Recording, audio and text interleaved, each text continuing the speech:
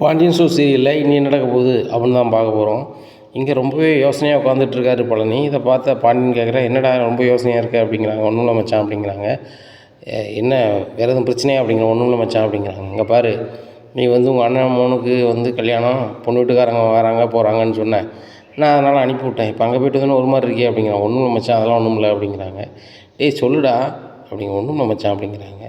சரி ரைட்டு, ஒன்று செய், நம்ம மணியண்ணன் வீட்டில் போய் காசு வேண்டி வந்துடும் அப்படிங்க. சரி மச்சான் அப்படின்னு சொல்லிட்டு போயிடுறாங்க. உடனே குமரேசன் மாமாட்ட கேட்குறாரு பாண்டியன், அம்மா என்னாச்சு அப்படிங்கிறாங்க. ஒன்றும் இல்லைப்பா அப்படிங்கிறாங்க. அவனும் சொல்ல மாட்டேங்கான், நீங்களும் சொல்ல மாட்டேங்கிறேன், எனக்கு எப்படி தெரியும், அவன் ஏதோ முகம் வாடி இருக்கு என்ன அப்படிங்கிறாங்க. உன் மச்சினன்ட்ட கேட்டேன் நீ, அவன் சொல்லவே இல்லை, நான் எப்படிப்பா சொல்கிறது அப்படிங்கிறாங்க. சொல்லுங்க மாமா, எனக்கு சொன்னாதானம்மா தெரியும் அப்படிங்கிறாங்க. இவன் அங்கே போயிருப்பான் போல், என் அண்ணனுக்கும் என் அண்ணன் பொண்டாட்டிக்கும் ஏதோ சண்டை போல். என் அண்ணன் வந்து என் அண்ணன் பொண்டாட்டியை வீட்டு விட்டு வெளியே போன்னு சொல்லிட்டாங்களாம். அதனால் ரொம்ப வருத்தப்பட்டுக்கிட்டு இருந்தான் அப்படிங்கிறாங்க. அவங்க என்ன தான் நினச்சிட்ருக்காங்க, பொம்பளை ஆளுகளை ஒழுங்காக நடத்த மாட்டாங்களா? ஏன் பொம்பளை ஆளுகள் என்ன கிள்ளி கீரையா அவங்க சௌரியத்துக்கு கிள்ளி எறிகிறதுக்கு? அவங்களும் இந்த ஒரு நம்மளை மாதிரி தானே, அவங்களுக்கு உளிய மரியாதை கொடுக்க மாட்டாங்களா? 1000 கோவம் இருந்தாலும் பொம்பளை ஆளுகளை வீட்டில் வச்சு பேச வேண்டியதான். நானும் கோவப்படுறது ஆள் தான். ஆனால் என்றைக்காவது ஒரு பொம்பளை ஆளுகளை வீட்டு வெளியே ஒரு வார்த்தை பேசியிருப்பானா, இல்லை யாரும் பேச அனுமதிச்சிருப்பானா? இப்படி இருக்காங்க, என்னத்தை சொல்லணும்னு தெரியல. அன்றைக்கி என்னன்னா, ஐயா சின்னன்னொன்னே அம்மாவை வீட்டு விட்டு வெளில போங்க அப்படிங்கிறான். அவங்க வயசு என்ன, இவன் வயசு என்ன, இப்படி செய்யலாமா அப்படிங்கிறாங்க. நீ கேட்க வேண்டியதானே, உனக்கு உரிமை, எல்லா உரிமையும் இருக்குல்ல அப்பா அப்படிங்கிறாங்க. எனக்கு என்ன மாமா உரிமை இருக்குது அப்படிங்கிறாங்க. நீனும் அந்த வீட்டில் தானப்பா பொண்ணை கட்டியிருக்க அப்படிங்கிறாங்க. நீங்கள் சொல்லுதீங்க மாமா அந்த வீட்டில் நான் பொண்ணை கட்டியிருக்கேன்னு சொல்லி அவங்க வந்து நானாக ஒரு ஆளான்னு சொல்லுவாங்க. என்ன, எனக்கு அவங்க சொந்தக்காரங்களோ இல்லையோ, ஆனால் வந்து ஒரு சராசரியாக ஒரு பொம்பளை ஆளுகளை கஷ்டப்படுத்தாமல் இருந்தால் சரி தான், அதான் நான் நினைக்கக்கூடியது. பாருங்கள், அந்த பழனி போய் ரொம்ப சந்தோஷமாக என்ன வீட்டு ஃபங்க்ஷன்னு போனால் அங்கே இப்படி பேசுகிறாங்க. கல்யாணத்தை வச்சுக்கிட்டும் இப்படி தான் பண்ணுவாங்களா? பெரிய இதாக இருக்குது, என்ன தான் பிரச்சனையா அப்படிங்கிறாங்க. பழனியோட மைனி இருக்காங்களா விடுவக்கா அப்படிங்கிற அம்மா, அவங்க அண்ணன்மாரை வந்து வர சொல்லியிருந்தாங்களா வீட்டுக்கு, அவங்களுக்கு ஏதோ ஒரு சூழ்நிலையில் வர முடியலையா அப்படிங்கிறாங்க. எல்லாருக்கும் 1000 வேலை இருக்கும். பழனிக்கே டபார்னு தான் ஃபோன் அடிச்சு சொன்னாங்க. பழனிங்கன்னு இருந்தால் சரி நான் வர நேரம் ஆகிட்டு என்னத்தையும் போயிட்டான்னு வச்சுக்கோங்களேன். இது அவங்க வெளியூர்லேருந்து ஏதாவது சூழ்நிலை வர முடியலன்னா இவங்க வருத்தப்பட்டுக்கிட்டு இருப்பாங்களா? அதுக்கு வீட்டு விட்டு வெளில போக சொல்லுவாரா? என்ன கதை இவங்க கதை, இதனால் அதை சொல்லி தான் ஃபீல் பண்ணிகிட்டு இருந்தானா அப்படிங்கிறாங்க. ஆமாப்பா, அது போக ஒன்று சொன்னாங்களாம், இவனுக்கு கொஞ்சம் ஒரு மாதிரி தான் பேசினான் அப்படிங்கிறாங்க. என்ன அப்படிங்கிறாங்க. இல்லை, உங்கள் தம்பி வந்து என்ன செய்தார் அப்படின்னு சொல்லி பொண்ணு வீட்டுக்காரங்க கேட்டாங்களாம். என்ன சொல்லுனே தெரியலையாம். பழனிக்கு ஒன்றும் ஓடலையாம். அப்போ சக்திவேல் வந்து எடுபடியாக தான் இருக்கான்னு சொல்லுற அளவுக்கு போயிட்டாராம். அப்போ மூத்தவர் கூப்பிட்டு, இல்லை எங்கள் பிஸ்னஸ் எல்லாம் கவனிச்சிக்கிட்டு இருக்கேன் தம்பி, சும்மா ஒன்றும் இல்லை, எடுபடியாக இல்லை, பிஸ்னஸ் தான் பண்ணதான் அந்த மாதிரி சொல்லியிருப்பார் போல். ஆனாலும் நம்மளுக்கே கஷ்டமாக தானப்பா இருக்குது. இப்போ நீலாம் வந்து அடிப்படையில் ரொம்ப கஷ்டப்பட்டோம். இன்றைக்கி நான் உன்ட்ட வேலை பார்க்க, இன்றைக்கி ஓரளவு என் பிள்ளைகள்லாம் வேலைக்கு போயிருக்க வச்சுருக்குன்னா, என் பிள்ளைகளும் படித்து முன்னேறின பிறகு. ஆனால் நீ முன்னேறிருக்கன்னா இந்த மளிகை கடையை வச்சு சிறுக முன்னேறி வந்தவன். ஆனால் அவன் அப்படி இல்லைல்ல, பழனி பிறந்த குடும்பம் அப்படி கிடையாது, உனக்கு தெரியாதுன்னு. எனக்கு தெரிஞ்சு 3 தலைமுறையாக அவங்க பெரிய பணக்காரங்க. அவங்க வீடுலாம் இன்னும் அரண்மனை எப்படி இருக்குமோ அந்த அளவுக்கு அமைப்பில் இருக்கும். அந்தளவுக்கு ஒரு பாரம்பரியமான வீடு. அந்த வீட்டுக்கு அப்படி மரியாதை கொடுப்பாங்க. அப்பா ரொம்ப கெட்டிக்காரன், யாரையும் எதுவுமே பேச மாட்டார். உனக்கு தெரியாதா அப்படிங்கிறாங்க. அதை எப்படி மறக்க முடியும்? அந்த மனுஷன் இருந்திருந்தானா உண்மையிலே இந்த வீட்டில் இப்படி ஒரு நிலைமையே கிடையாது. நாங்கள் கல்யாணம் பண்ணதுக்கு கண்டிப்பாக எங்களை கூப்பிட்டு பேசி எங்களை சேர்த்தே வச்சுருப்பார். அன்றைக்கி நிலைமையில் எங்களுக்கு ஆதரவு வந்திருப்பார். நான் கடையில் சேர்ந்து ஒரு 2 வருஷம் அவர் நல்லா இருந்தார். அதுக்கப்புறம் தவறிட்டார். அதுக்கப்புறம் தான் வந்து கோமதி நானும் பார்த்து பேசினது. ஆனால் வந்து உண்மையிலே கெட்டிக்கார மனுஷன். அந்த மனுஷனுடைய குணம் வந்து அப்படியே பழகிட்டு இருக்குது. என்னவாம்மா உண்மை தானே அப்படிங்கிறாங்க. ஆமாப்பா, அதை கரெக்டாக நோட் பண்ணியிருக்கிய. அப்பா குணம் அப்படியே பழகிட்டு இருக்கும். யார் மனசையும் கஷ்டப்படுத்த மாட்டான். ஏதாவது ஒன்றுன்னா அடுத்தவங்களுக்கு ஒரு பிரச்சனைனா முதல்ல வந்து நிற்பான். அதுபோக வெகுளி. இதே மாதிரி தான் அவங்க அப்பாவும். யார் என்ன கேட்டாலும் செய்வார். திருப்பி பணத்தை கொடுத்தாலும் வாங்க மாட்டான் மனுஷன். நல்ல கெட்டிக்கார மனுஷன். அப்பேற்பட்ட மகனுக்கு தவப்பனுக்கு பிறந்தவன் தான் இவன். ஆனால் இவன் வந்து இங்கே கூலி வேலை பார்க்காமன்னு சொல்லதுக்கு எண்ணமாக இருக்கும், ஒரு மாதிரி இருக்குது. இவனும் உங்களையும் விட்டுட்டு போக மாட்டேங்கான் அப்படிங்கிறாங்க. நான் முதல்ல சொன்னது தான் அவன். கோமதிக்கு ரொம்பவே சப்போர்ட்டாக இருக்கான். இவன் இருக்குது ஆறுதலாக இருக்குது. அதுக்காக இவன் மேலே நமக்கு அக்கறை இல்லாமல் இல்லை, இவனுக்கு ஏதாவது பண்ணணுமா அப்படிங்கிறாங்க. இங்கே உடனே செந்தில் கேட்குறாரு, என்னது தான் செய்ய போகிறாரு அப்படிங்கிறாங்க. எனக்கு என்னடா தெரியும் அப்படிங்கிறாங்க. அவங்க கல்யாணத்துக்கு முன்னாடி ஏதாவது பண்ணணும் அப்படிங்கிறாங்க. உடனே என்னப்பா பண்ண போகிற அப்படிங்கிறாங்க. இல்லை அவனுக்கு ஒரு வழி பண்ணி வச்சுருக்கேன் அப்படிங்கிறாங்க. மாமா கொஞ்சம் நீங்களும் செந்திலும் கடையை பார்த்துக்கோங்க. டேய் செந்தில் இரு நான் கிளம்புறேன் அப்படின்னு சொல்லிட்டு கிளம்புறாரு. தாத்தா நல்லா பேசுகிறார மாமாவை பற்றி அப்படிங்கிறாங்க. டேய் எல்லாத்தையும் பற்றி தான் பேசுவான், நேரில் பேசும்போது செல்லு உள்ளும்மா, போன பிறகு நான் வந்து அப்படி பேசிக்கூடாது வச்சுக்கூடாது மாமா அப்படிம்மா. இன்னும் ஒரு ஆளையும் பேச மாட்டான். நாங்கள் 2 பேரும் வேலை பார்க்கறதுலேருந்து இன்றைக்கி வரைக்கும் மாமான்னு தான் நீ கூப்பிடுவான். ஆனால் எதுவுமே பேச மாட்டேன்டா. நீங்கள் நினைப்பியா நம்ம அப்பாவும் தாத்தாவும் சொந்தக்காரங்களே கிடையாது. அன்றைக்கி ஒரு நாள் வார்த்தையில் மாமான்னு கூப்பிட்டான். அன்னையிலேருந்து இன்றைக்கி வரைக்கும் மாமான்னு தான் கூப்பிடுவான். எனக்கு அந்த அளவுக்கு மரியாதை கொடுப்பான். எந்த ஃபங்க்ஷன்னாலும் என்னை கூப்பிடாமல் உங்கள் வீட்டில் அவன் நடத்த மாட்டான். தாய் மாமன் கணக்கில் என்னை தான் விட்டுருப்பான். ஏன் குழந்தை கல்யாணத்துக்கு தாய் மாமன் கிட்டக்கு நான் தான் நின்றேன் அப்படிங்கிறாங்க. அதான் தெரியுமா தாத்தா அப்படிங்கிறாங்க. அந்த மாதிரி உங்கள் அப்பா அப்படி ஒரு மனசு உள்ளவன். அப்படி மனசு யாருக்கும் வராது. 2 ரூபா பணம் காசு வந்துட்டுனா ஒவ்வொருத்தன் ஒவ்வொரு மாதிரி மாறிடுதான். நான் பார்க்க பாண்டியன் இந்த ஊருக்கு பிழைக்க வந்தவன். அவன் இதே ஊரில் ஆளாகி இன்றைக்கி பெரிய மனுஷன் 4 பேர் மதிக்கிற மாதிரி இருக்கான். இத்தனை பிள்ளை குட்டிகளும் பெற்று வளர்த்துட்டானப்பா. ஏன்னா உங்கள் அப்பா உண்மையிலே அவன் ஒரு கெட்டிக்கார பையன் தான் அப்படிங்கிறாங்க. கெட்டிக்காரன் தான், ஆனால் திடீர்னு எப்படி ஆள் மாறுறாரு என்ன செய்தாருன்னு தான் யோசிக்க வேண்டியதாக இருக்குது. மற்றபடி எங்கள் அப்பா அந்தளவுக்கு குறை சொல்லிட முடியாது. எந்த கெட்ட பழக்கம் கிடையாது. அவர் கோவப்படுதான்னா ஏதோ ஒரு காரணம் இருக்கும். என்ன சாதாரண விஷயத்துக்கு ரொம்ப கோவப்படுவார். அதை எப்படி எதிர்கொள்ளணும் அப்படின்னு தெரியாது அப்படிங்கிறாங்க. செந்திலே நீங்களாம் பள்ளிக்கூடம் காலேஜ் அங்கே இங்கேன்னு போய் படித்தவங்க. உங்கள் அப்பா அப்படி கிடையாது. உங்கள் அப்பா விவரம் தெரியுதுக்கு முன்னாடியே அப்பனாத்தை போய் சேர்ந்துட்டாங்க. கல்வின்னு ஒன்று கிடையாது. கடைக்கு வரும்போது கூட கணக்கு வழக்கு நமக்கு தெரியாது. அதுக்கப்புறம் கடையில் உட்காந்து வியாபாரம் பார்க்கையில் தான் வந்து அதை படிச்சுக்கிட்டது. இன்றைக்கி வரைக்கும் உங்கள் அப்பனுக்கு வந்து பாண்டியம்னு கையெழுத்து போட தெரியுமா அப்படிங்கிறாங்க. போடுவார் எங்கள் அப்பா அப்படிங்கிறாங்க. அது எப்படி போட தெரியும்னா உங்கள் அம்மா கல்யாணம் முடிஞ்ச பிறகு உங்கள் அம்மா கையெழுத்து மட்டும் போட சொல்லி கொடுத்தா. அதுதான் உண்மை. சரியா? உங்கள் அப்பா வந்து ஆனால் படிப்பான், பேப்பருக்கு படிப்பான். ஆனால் எழுத்து அந்தளவுக்கு ஓடாது உங்கள் அப்பனுக்கு. அந்தளவுக்கு தான் அவன் படிப்பான். எத்தனை படிச்சிருக்கேன்னு கேட்டால் 2 படித்தனோ 3 படித்தனோன்னு சொல்லுவான். அப்படி உள்ள பையன்தான் அவன். என்ன அவன் உங்களை ஆளாக்கியிருக்கான், வச்சுருக்கான். பல அன்புகளை அவன் பார்க்கல. அப்படி பார்க்கும்போது அவன் என்ன சொன்னாலும் நீங்கள் அனுசரித்து போனால் தான் அது கரெக்டாக இருக்கும். இனியெல்லாம் வந்து உங்கள் அப்பா ஏச மாட்டான்னு நினச்சிட்டு இருக்கியா? உங்கள் அப்பா என் கோவத்தில் என்னையும் பேச தான் செய்வான். சரி நான் மருமகன் தானே அப்படின்னு சொல்லிட்டு நானும் வந்துடுவேன். அதுபோக என்னை ஏதாவது சொல்லிட்டோம்னா நைட்டுக்கான வீட்டுக்கு வந்து மாமா இது நினைக்காதாங்க அத்தை, ஒன்றும் நினைக்காதாங்க, மாமாவை கொஞ்சம் சவுண்டாக பேசிட்டேன், மாமாவை நினைக்காதாங்க அப்படின்னு பாலிஷ் பண்ணிட்டு போயிடுவான். உங்களையும் தான் அப்படி பண்ணுவானே அப்படிங்கிறாங்க. ஆமாம் தாத்தா பண்ணுவார். எதையாவது வசமாக பண்ணிவிட்டு நைஸாக சொல்லுவார். நம்ம ஏற்றுக்க முடியுமா அப்படிங்கிறாங்க. ஏய் உன் பொண்டாட்டியை ஒரு நாள் சத்தம் போட்டதுக்கு, உன் குழந்தையால் ஒரு நாள் சத்தம் போட்டதுக்கு 2 பேருக்கும் பண்டத்தை வாங்கி கொண்டு கொடுத்து சமாதானம் பண்ணியிருக்கான் அவன்ப்பா. அதான் கேள்விப்பட்டேன் நான் பழனி சொன்னானே அப்படிங்கிறாங்க. ஆமாம் தாத்தா அதெல்லாம் பண்ண வேண்டியதை பண்ணியிருந்தாரு அப்படிங்கிறாங்க. ரைட்டு சரி ரைட்டு அப்படின்னுட்டு இருக்கும்போது ஆட்கள் வந்துடுறாங்க. எனக்கு இந்த சாமான் தாங்க அப்படிங்கிறாங்க. சரி ரைட்டு இவனே நீ பருப்பை போட்டு நான் வந்து சீனியெல்லாம் கட்டுறேன் அப்படின்னு சொல்லிட்டு கட்டிக்கிட்டு இருக்காங்க. இந்த சூழ்நிலை பாண்டியன் ஒரு இடத்துல வந்து நிற்காரு. கண்டிப்பாக அவனுக்கு ஒரு கடை பார்க்கணும், எந்த கடையை பார்க்கலாம் அப்படின்னு சொல்லிட்டு அப்படி ஒரு ரிஷியாக பைக் எடுத்துகிட்டு பார்த்துட்டே போயிருக்காரு. கடை வாடகைக்கு கூட போடணும்னு சொல்லி ஒரு போர்டு இருக்குது குன்னக்குடிக்கு பக்கத்து ஊரில். அது மெயின் சிட்டி தான். அப்போது அந்த கடை ஓனர் ஃபோன் நம்பரும் அதில் இருக்குது. உடனே ஃபோன் அடிக்கிறாரு. அண்ணாச்சி வணக்கம், நான் குன்னக்குடி பாண்டியன் ஸ்டோர் வச்சுருக்கிறேன் அப்படிங்கிறாங்க. பாண்டியனே என்ன உங்களுக்கு தெரியலையா அப்படிங்கிறாங்க. தெரியலண்ணே அப்படிங்கிறாங்க. ஏன்னா நானும் உங்கள் ஊருக்காரன் தான், சொல்லுங்கண்ணே பாண்டியனே எனக்கு தெரியலையா அப்படிங்கிறாங்க. யார் அப்படிங்கிறாங்க. வடுவு மகன் அப்படிங்கிறாங்க. எந்த வடுவு அப்படிங்கிறாங்க. சத்துணூல் வேலை பார்த்தாங்களா அப்படிங்கிறாங்க. ஆமாம் அவங்க பையன்தான். நான் இப்போ ரயில்வேல வேலை பார்த்தோன்னே அதில் கொஞ்சம் லோனுக்குன்னு போட்டு அதில் கடையை கட்டி விட்ருக்கோம்னே அப்படிங்கிறாங்க. சரி இதில் இந்த கடையை வாடகைக்கு வேணுமே அப்படிங்கிறாங்க. என்னண்ணே நம்ம ஊரில் தான் கடை உங்களுக்கு சிறப்பாக போயிட்டுருக்கே அப்படிங்கிறாங்க. இல்லை இங்கே என் மச்சினனுக்கு ஒரு கடை வச்சு கொடுக்கலான்னு பார்க்குறேன், அதனால் கடை வேணும்ப்பா அப்படிங்கிறாங்க.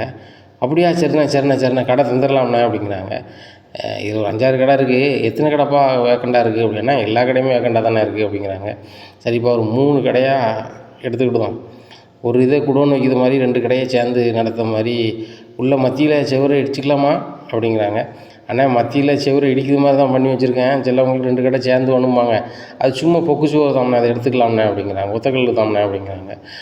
சரியப்பா அப்போ கலாப்பழம் வச்சு தான் அடைச்சி வச்சுருக்கியோ அப்படிங்கிறாங்க. ஆமாண்ணே அப்படிங்கிறாங்க. சரி ரைட்டு ஒன்றும் பிரச்சனை இல்லை, அப்படிங்கிறாங்க. சரி எப்போ பார்க்கணும் ஏது பார்க்கணும் அப்படிங்கிறாங்க. அண்ணே ஒரு ½ அங்கே வந்துடுவோண்ணே அப்படிங்கிறாங்க.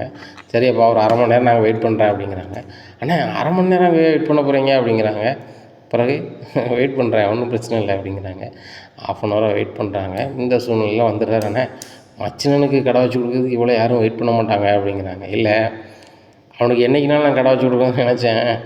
இப்போ ஒரு சந்தர்ப்ப சூழ்நிலையில் உடனே வச்சு கொடுக்க வேண்டிய காலகட்டம். அதனால் அவனுக்கு வச்சு கொடுக்கணும் தனியாக தொழில் அப்படின்னு சொல்லிட்டு தான் இது வந்திருக்கேன் அப்படிங்கிறாங்க. உடனே சரிண்ணே அப்படிங்கிறாங்க. சரி தம்பி 3 கடைக்கும் வாடகை எவ்வளவு என்ன வரும் அப்படிங்கிறாங்க. அண்ணே ஒவ்வொரு கடைக்கும் 5000 வாடகைண்ணே, அப்போ 1,50,000 ரூபா அட்வான்ஸ்ண்ணே. ஒரு கடைக்கு 50 ரூபா வாங்குவேன், 3 கடைங்கும்போது 1,50,000 ரூபா வாங்குவோம்ண்ணே அப்படிங்கிறாங்க. இப்போ நான் அட்வான்ஸ் 1,50,000 ரூபா தந்துடுறேன், எனக்கு நீ ஒரு உதவி செய்யணும். என்ன அப்படின்னா ஒவ்வொரு கடைக்கும் 5000 போட்டிருக்கேன், என்ன எனக்காக கொஞ்சம் குறைக்க வாய்ப்பு இருக்கான்னு பாரு அப்படிங்கிறாங்க. என்னென்ன சொல்கிறீங்க அப்படிங்கிறாங்க. 3 கடையும் சேர்த்து ஒரு 10 ரூபாயை போடப்பா, 10,000 ரூபா 3 கடையும் சேர்த்து தந்துடுவான் அப்படிங்கிறாங்க. அண்ணே 10,000 ரூபா கட்டாதுண்ணே அப்படிங்கிறாங்க. சரி அப்போ கொஞ்சம் ஏறி வா அப்படிங்கிறாங்க.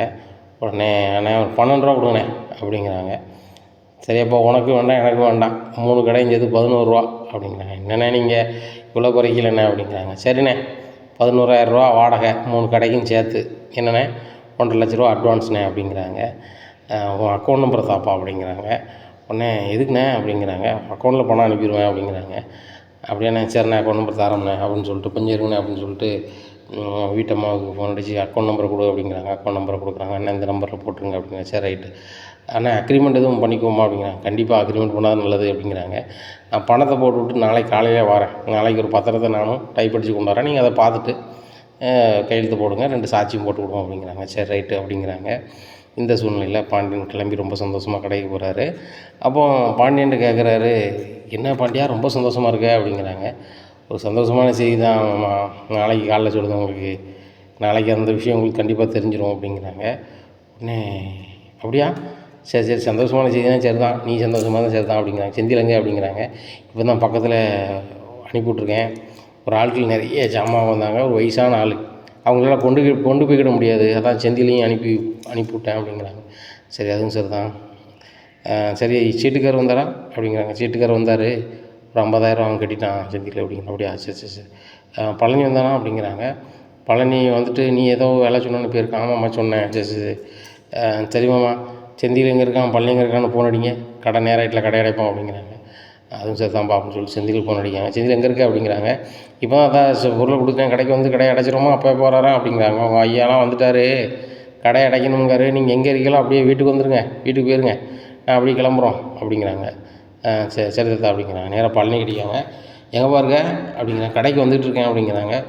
கடை தூரமாக வீடு பக்கமாக அப்படிங்கிறாங்க. வீட்டு பக்கத்தில் தான் வந்துட்டுருக்கேன் அப்படிங்கிறாங்க. நீ வீட்டுக்கே போ, கடை நானும் மச்சான் அடைச்சிட்டு அப்படியே கிளம்பி வரோம் அப்படிங்கிறாங்க. சரிம்மாம்மா சரிம்மாம்மா அப்படின்னு சொல்லிட்டு அவர் ஃபோனை வச்சிடுறாரு. நேராக பழனி வீட்டுக்கு நடந்து போயிடுறாரு. இங்கே பைக்கில் நம்ம இவர் செந்தில் வீட்டுக்கு போயிடுறாரு. இங்கே பாண்டியனும் வழக்கம் போல் வீட்டுக்கு போயிடுறாங்க. என்ன மச்சான் நீ கடைக்கு வர நேரம் ஆயிடுச்சா, ரொம்ப நேரமாகவே ரவுண்டில் இருந்தீங்களா அப்படிங்கிறாங்க. ஆமாப்பா நாளைக்கு ஒரு வேலையாக போனேன், நேரம் ஆகி போச்சு, நாளைக்கு காலையில் நம்ம 2 பேரும் ஒரு இடத்துக்கு போகணும் அப்படிங்கிறாங்க. எங்கே மச்சான் அப்படிங்கிறாங்க. சொன்னால் தான் தர வருவீரோ இல்லை வரமாட்டேரோ அப்படிங்களா. மச்சான் வந்துடும் அப்படிங்கிறாங்க. இந்த பழனிக்கு ரொம்ப மனசுக்குள்ளே குழப்பமாகவே இருக்குது. நம்ம வழுவனியை வந்து அண்ணன் இப்படி பண்ணிட்ட வச்சுட்டேன்னு சொல்லி ரொம்ப மனசுக்குள்ளே ஃபீல் பண்ணிகிட்டு இருக்காங்க. இங்கே பாண்டியன் பார்க்கும்போது நினைக்கிறாருன்னா அண்ணன் மாதிரி நம்மளை வந்து மரியாதைலாம் பேசுகிறாங்க, நம்மகிட்ட ஒன்றும் இல்லைன்னு நினச்சி இப்படி பேசுகிறாங்களோன்னு நினச்சிட்டு ஃபீல் பண்ணுதானோ அப்படின்னு சொல்லிட்டு கோமதி அப்படிங்கிறாங்க. என்ன அப்படிங்கிறாங்க. நாளைக்கு காலையில் நம்ம ஒரு இடத்துக்கு போகணும் அப்படிங்கிறாங்க. எங்கெங்க அப்படிங்கிறாங்க. ஒரு இடத்துக்கு போகணும் சரியா அப்படிங்கிறாங்க. உடனே சரிங்க அப்படிங்கிறாங்க. இந்த சூழ்நிலையில் காலையில் விடிஞ்ச உடனே கோமதி பாண்டியன் பழனி 3 பேரும் கிளம்புறாங்க. மாமா எங்கே போகிறீங்க அப்படிங்கிற. எனக்கு என்னடா தெரியும், உங்கள் அப்பா தான் வந்து ஒரு இடத்துக்கு போகணுன்னாரு, என்னைய கூப்பிடுதாரு, அக்கா பார்த்தா அவங்க அம்மாவும் வராங்க அப்படிங்கிறாங்க. மாமா அப்போ உனக்கு பொண்ணு பார்க்க எதுவும் போகிறாங்களா அப்படிங்கிறாரு கதிர். டேய் எனக்கு என்னடா தெரியும், அதை உங்கள் அப்பாட்ட நான் கேட்க முடியுமாடா, எனக்கு அந்த விவரம் தெரியல, உங்கள் அம்மாவும் வருது உங்கள் அப்பாவும் வராங்க, என்ன விவரம்னு தெரியல, நீ பேசாமல் கேட்க வேண்டியதானே அப்படிங்கிற. நீ தெரிஞ்சுட்டு சொல்லுவோம்மா, அங்கே போய் என்ன ஏதுன்னு எனக்கு ஃபோன் அடிவோம்மா அப்படிங்கிறாங்க. சரி ரைட்டு அப்படிங்கிறாங்க. என்ன செஞ்சு மாமா கலக்கு அப்படிங்கிறாங்க. டேய் என்னன்னே தெரியாமல் நீங்கள் கிண்டல் பண்ணது இல்லைடா, சரிடா நான் பார்த்துக்கிறேன் அப்படின்னு சொல்லிட்டு நேராக 3 பேரும் போகிறாங்க. போனோடனே இந்த இடத்துல பைக் ஓட்டு நிப்பாட்டுதாங்க, கடை அடைச்சி கிடக்கு. டேய் பழனி இந்த கடைலாம் எப்படி இருக்குது அப்படிங்கிறாங்க. மச்சான் இது மெயினாக இருக்கேண்ணே, நம்ம ஊருக்கு அடுத்தாப்புல இந்த ஊரே பெரிய சிட்டி ஆகிட்டேன், வீடு நிறைய ஆகிட்டு, இதிலலாம் கடை வைக்காமல் உண்மையிலே மளிகை கடை கிளிக்கடை வச்சோம் நல்ல வியாபாரம் ஆகும் மச்சான், நல்லா மெயினாக இருக்கலண்ணே அப்படிங்கிறாங்க. மெயினாக இருக்கு நல்லா ஓடிடுமாப்பா அப்படின்னு கேட்குறாரு. ஆமாம் மச்சான் சூப்பராக ஓடும் அப்படிங்கிறாங்க. இந்த மத்தியில் இருக்க 3 கடையும் மத்திய சேவரை எடுத்துகிட்டு 2 கடையை அடித்து கடையாக்கி ஒரு கடையை குடனை வச்சு ஓட்டினோம்னா எப்படி ஓடுவீங்க, செமையாக இருக்கும் மச்சான் அப்படிங்கிறாங்க. அப்படியா சரி ரைட்டு அப்படின்ட்டு இருக்கும்போது கடை ஓனர் வந்துருக்காரு. பண்ணின்னு வாங்க அப்படிங்கிறாங்க. இவங்க யார் மச்சான் அப்படிங்கிறாங்க. இவர் தான் அந்த கடை ஓனர் அப்படிங்கிறாங்க. மச்சான் நான் விளையாட்டு சொன்னால் அவர்கிட்ட எதுவும் சொல்லிடாதுங்க அப்படிங்கிறாங்க. அவர்கிட்ட சொல்லது தான் வந்திருக்கு, இந்த 3 கடையும் ஓம் பேரில் அக்ரிமெண்ட் போட தான் வந்திருக்கோம், இந்த பத்திரத்தை அவர்கிட்ட கொடு அப்படிங்கிறாங்க. என்ன மச்சான் சொல்கிறீங்க அப்படிங்கிறாங்க. ஏய் உங்கள் அண்ணன் மாதிரி நீ சும்மா வேலை பார்க்க சம்பளத்துக்கு வேலை பார்க்க அப்படி இப்படின்னு சொல்லிக்கிட்டு இருக்காங்க. உங்கள் அண்ணன் உனக்கு கல்யாணம் நாளைக்கு பத்திரிக்கையில் பேரை போடுவாங்க, அப்படி போடையில் வந்து நீ ஒன்றும் வேலை பார்க்கல அப்படிங்கிறதுனால அவன் வந்து நீ கூட பிறந்த அண்ணன் தம்பியாக கூட உங்கள் அண்ணன் சக்திவேல் காமிக்க மாட்டான். இப்படி இருக்கும்போது இது நல்ல பழக்கம் இல்லை, உனக்குன்னு தனியாக தொழில் பண்ணால் தான் உனக்குன்னு ஒரு அடையாளம் அங்கே வரும். ஊர் உலகத்துக்கு மத்தியில் இந்த பழனி யாருன்னு சொல்லி தெரியணும்ல, அதுக்கு தான் அந்த கடையை அவன் பேரில் இது பண்ணியிருக்கேன். மச்சான் அட்வான்ஸ் இப்போ 1.5 லட்ச ரூபா இப்போ முன்னாடி கொடுக்க போகிறேன், நாங்கள் 2 பேரும் சாட்சி. அதுபோக வந்து உங்கள் அக்காவும் உனக்கு ஏதாவது பண்ணணும்னு சொல்லிக்கிட்டு இருந்தா, எங்களால் முடிஞ்சதை பண்ணுதோம் என்ன அப்படின்னு சொல்கிறாங்க. மச்சான் அப்படிங்கிறாங்க. மச்சான் உனக்கு எனக்கு நீ மூத்த பிள்ளை மாதிரி தானே, உனக்கு நான் செய்யணும்ல, நான் இதை மனசில் வச்சுக்கிட்டு தான்ப்பா உனக்கு நான் சம்பளம் எதுவும் தரலை, உனக்கு நான் கடை வச்சு கொடுக்கணும், அதுபோக அட்வான்ஸ் கொடுக்கணும், முதலீடெல்லாம் போடணும் அப்படிங்கிறதுக்கு தான் உனக்கு சம்பளமே கொடுக்கல. சரி நம்ம வீட்டு பிள்ளைன்னா நம்ம என்ன செய்வோம், சம்பளம் கொடுக்காம அவனுக்கு ஒரு தொழில் பண்ணி கொடுப்போம், அதை மாதிரி நான் தொழில் பண்ணி கொடுக்கேன், நீ நல்ல மாதிரி வா, நம்ம எங்கெங்கே தொழில் பண்ணுதோமோ அவளை யாரையாவது நான் சொல்லி தந்துடுறேன் அப்படிங்கிறாங்க. அண்ணாச்சி இந்த பத்திரத்தை படித்து கையெழுத்து கொடுங்க அப்படிங்கிறாங்க. அண்ணாச்சி இதில் எத்தனை வருஷத்துக்கு அக்ரிமெண்ட் இருக்குது அப்படிங்கிறாங்க. 10 வருஷத்துக்கு. ரைட் அண்ணாச்சி அப்படின்னு சொல்லிட்டு கையெழுத்து போடுறாங்க. அண்ணாச்சிங்க பாருங்கள் 3 கடையும் சேர்த்து 11,000 ரூபா அவங்க மச்சான் பேசியிருக்காரு. நான் 15 ரூபா சொன்னேன், உங்கள் மச்சான் 4 ரூபா குறைச்சி 15 ரூபா 14 ரூபா பேசியிருக்காரு. அது போக 1.5 லட்ச ரூபா அட்வான்ஸ் சொன்னேன் அப்படிங்கிறாங்க. இந்த 1.5 லட்ச ரூபாய் கோமதி உங்கள் கையால் கொடு அப்படிங்கிறாங்க. 1.5 லட்ச ரூபாய் கொடுக்குறாங்க. ஏக்கா ரொம்ப சீர்சிறப்புமாக வரும்க்கா அப்படிங்கிறாங்க. கடையெல்லாம் திறந்து பார்க்குறாரு பழனிக்கு ரொம்ப பிடிச்சிருக்கு மச்சான், ரொம்ப நன்றி மச்சான் அப்படிங்கிறாங்க. நன்றியெல்லாம் சொல்லிக்கிட்டு இருக்காத 3ஆம் மனுஷர் மாதிரி, இப்போ நம்ம 3 பேருமே இப்போ ஒரு இடத்துக்கு போகிறோம் அப்படிங்கிறாங்க. எங்கே மச்சான் அப்படிங்கிறாங்க. வா அப்படின்னு சொல்லிட்டு நேராக போகிறாங்க. போயிட்டு மளிகை கடைக்கு கொள்முதல் பண்ணக்கூடிய மொத்த வியாபாரிட்ட போகிறாங்க. மொத்த வியாபாரிட்ட போய் சொல்கிறாங்க, இவன் என் மச்சினன் உங்களுக்கு தெரியுங்களா அப்படிங்கிறாங்க. பாண்டியன் நான் எது தெரியாதானே அப்படிங்கிறாங்க. இது என் வீட்டம்மா, என் கூட பிறந்த தம்பி, என் சொந்தமான மச்சினன் என்ன. அவன் வந்து குன்னக்குடிக்கு முந்தின ஊரில் ஒரு சிட்டி பேரை சொல்கிறாரு. அந்த ஊரில் மளிகை கடை வைக்க போகிறான், என்ன மாதிரியே நல்ல பெரிய கடை வைக்க போகிறான். அவனுக்கு வந்து ரெகுலராகவே சரக்கு நீங்கள் கொடுக்கணும் என்ன. இப்போ நான் அவங்களுக்கு வந்து வாட்டி கொடுக்குறதுக்கு பணம் தந்துடுவேன். ஒரு சில நேரத்தில் அவனுக்கு வந்து தொழில் பண்ணையில் கொஞ்சம் டெவலப் ஆகிறதுக்கு கொஞ்சம் கடன் கொடுக்க வேண்டிய சூழ்நிலை ஏற்படும். அப்போ பணம் ரொட்டேஷன் பண்ணால் கொஞ்சம் கஷ்டப்படும். அப்போ நீங்கள் சரக்கை கொடுத்து கொஞ்சம் வாங்கணும். அப்படி எதுவும் பணம் அவன் தரலைன்னா நீங்கள் அவனை நெருக்கடி பண்ணாமல் என்கிட்ட கேளுங்க, நான் தந்துடுறேன் அப்படிங்கிறாங்க. உடனே கோமதி அப்படி அழுதுடுறாங்க. ஏன் கோமதி அழுதுற அப்படிங்கிறாங்க. இல்லைங்க, என் கூட பிறந்த பையனுக்கு நான் தான் ஏதாவது செய்யணும்னு நினச்சேன், ஆனால் நீங்களே இப்படி பண்ணுறீங்களே அப்படிங்கிறாங்க. கோமதி உன் கூட பிறந்தானே என் கூட பிறந்தானே ரெண்டும் ஒன்று தான், முறை தானே வேறு, அப்படி நம்ம உறவு தானே, அவன் நல்லா இருக்கணும்னு மட்டும்தான் நம்ம நினைப்போம், ஏசுவான் ஏன் அவன் நல்லா வரணுங்கிறதுக்கு தானே. ஒரு மாடு 1000 மாடை ஒருத்தன் மாய்க்கான்னா அந்த 1000 மாடு நல்லா இருக்கணும்னு சொல்லி தான் ஒரு இடத்துல பார்த்துவான், ஒரு இடத்துல வந்து கம்பெனிட்டுவான், எல்லாம் செய்வான். அந்த மாதிரி நானும் நல்லா வரணும்னு தான் அப்படின்னு சொல்கிறாங்க. மளிகை கடைக்கு உள்ள பொருளுக்கு எவ்வளோ தானாச்சு வருது அப்படிங்கிறாங்க. நீங்கள் சொல்லது கணக்குப்படி பார்த்தா அது ஒரு 10 லட்ச ரூபா தானாச்சு அப்படிங்கிறாங்க. உங்கள் அக்கௌண்ட் நம்பர் தாங்க, நான் வீட்டில் போய் அனுப்பி விட்ருந்தேன், அவன் அக்கௌண்ட்லேயே அனுப்பி விட்ருந்தேன் அப்படிங்கிறாங்க. சரி என்னாச்சு அப்படின்னு சொல்லிட்டுறாங்க. நேராக போகிறாங்க. அதில் மளிகை கடையில் வைக்கிற ஸ்டாண்டு அது இதுன்னு வாங்கணும்னு சொல்லிட்டு நேராக அந்த கடைக்கு போகிறாங்க. அண்ணாச்சி இத்தனை ஸ்கொயர் ஃபீட்டுக்கு இது செய்யணும் அப்படிங்கிறாங்க. அண்ணாச்சிக்கிட்ட ரெடிமேடாகவே இருக்குது அப்படிங்கிறாங்க. ரொம்ப நல்லதாக போச்சு, அது எவ்வளோ வருது அப்படிங்கிறாங்க. அது ஒரு 3 லட்ச ரூபா வருது அப்படிங்கிறாங்க. உடனே பைக்லேருந்து 3 லட்ச ரூபா எடுத்து கொடுக்காரு. இதை கொண்டு நாளைக்கு இங்கே இறக்கிடுங்க, என் மச்சினை இவர் தான் கடை வைக்க விடுவார், இவர் தான் வந்து எடுத்து வைக்க சொல்லுவார் அப்படிங்கிறாங்க. சரிங்க என்னாச்சு அப்படின்றாங்க.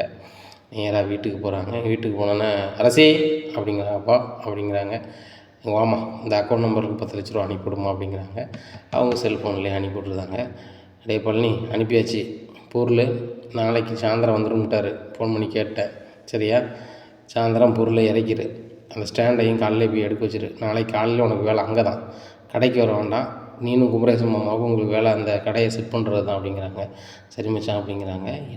என்னதுப்பா கடை, நம்ம கடை தான் இறங்கி இருக்கலாப்பா அப்படிங்கிறாங்க. ஏம்மா உங்கள் மாமனுக்கு தனியாக கடை வைக்க போகிறோம்மா அப்படிங்கிறாங்க.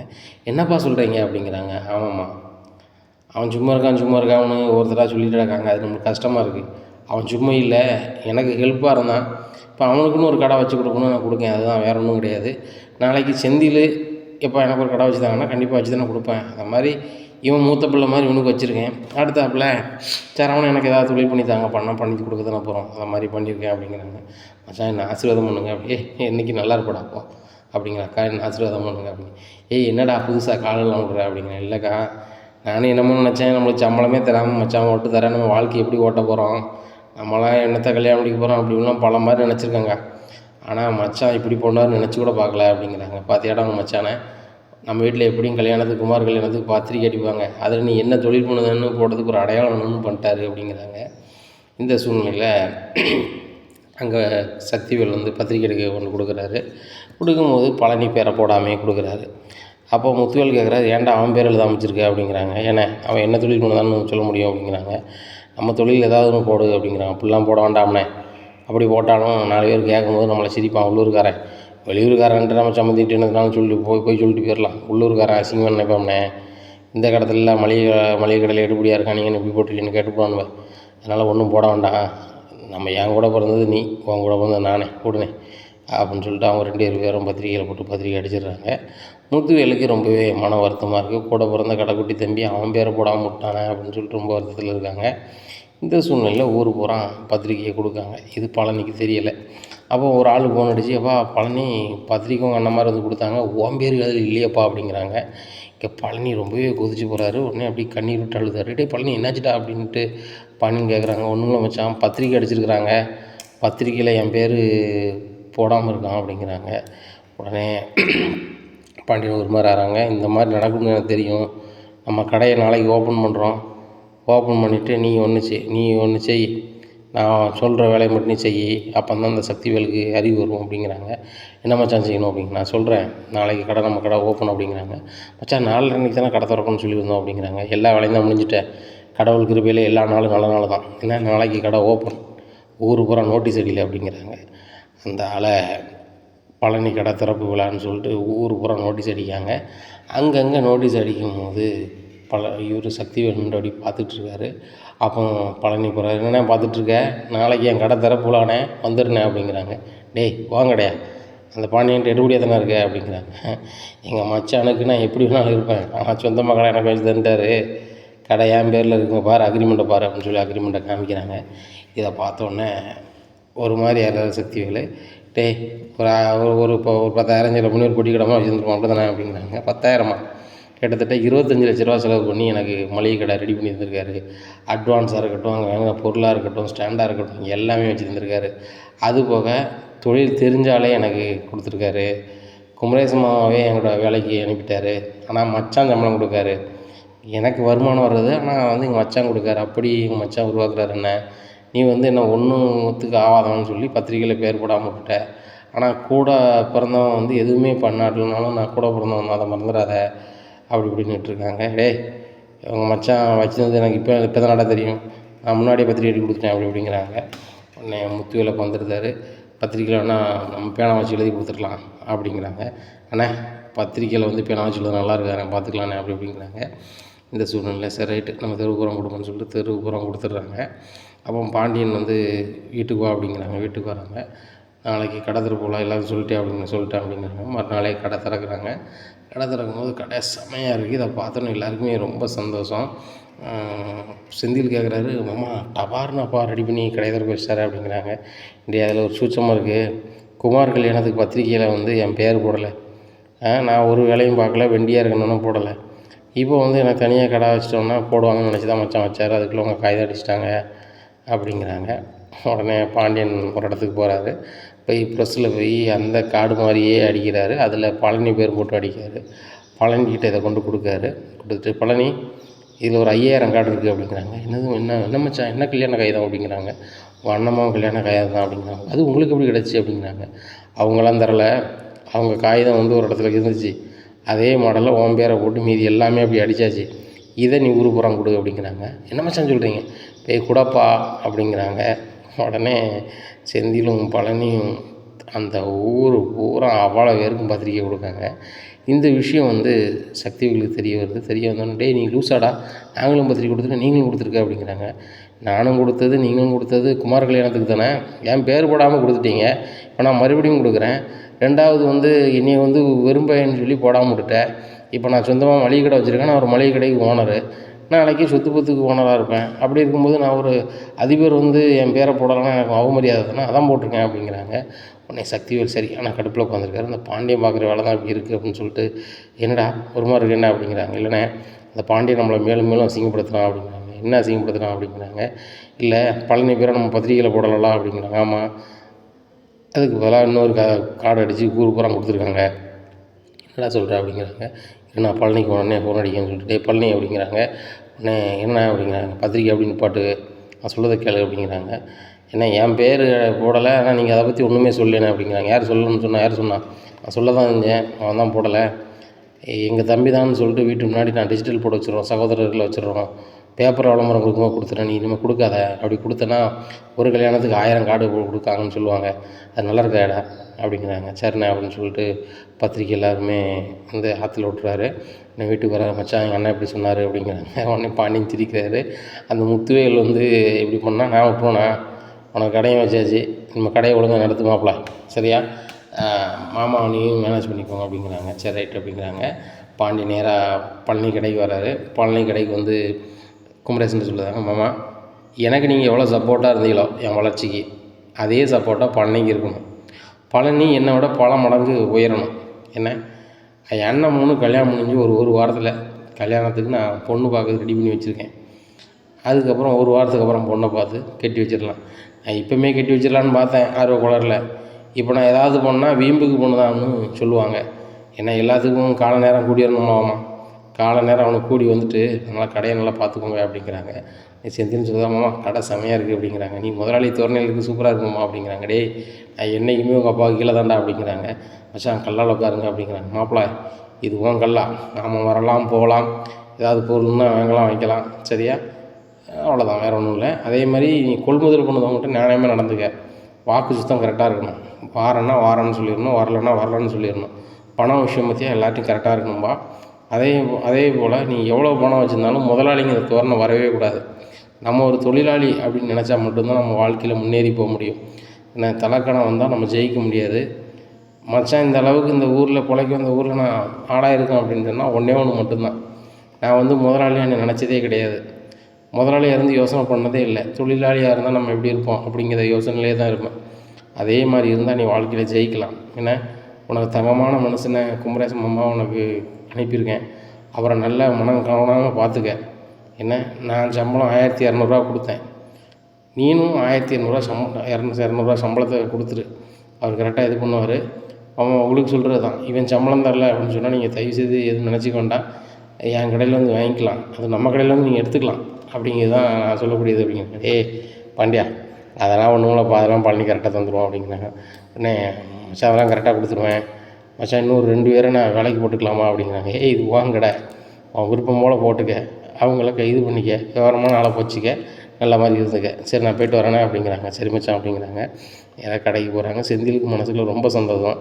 மாமாவுக்கு அப்பா இவ்வளோ லட்ச ரூபா செலவு பண்ணி கடை வச்சு கொடுப்பாங்க நினச்சி கூட பார்க்கலே இப்படிங்கிறாங்க. இந்த சூழ்நிலையில் குமாருக்கு பொண்ணு பார்த்தவங்க கடைக்கு வராங்க.